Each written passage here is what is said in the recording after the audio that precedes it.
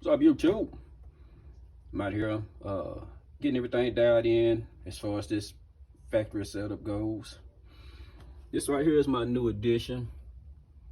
It's a Brazilian processor. Excuse me. I was looking at the toy amps and I was looking at the what's that other one? The Sound Digital, and came across this one because of that right there. It has Bluetooth. You can since everything is up under here, I could actually adjust it without having to take all these trim panels and everything off. And I figured that would be a plus because, you know, anybody with a processor, you know, you always have to constantly make minor adjustments here and there before you get everything dialed in. And to have to take all this stuff off, the trim panel, the sub box and all that, just to get to it would be a pain in the butt. But I got it wired in, I got it adjusted.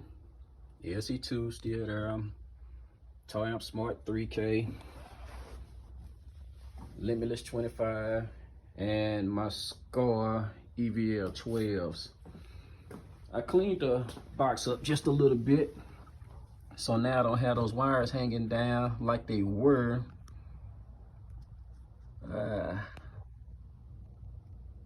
It's all right. The other thing that I did was I wired in some lights.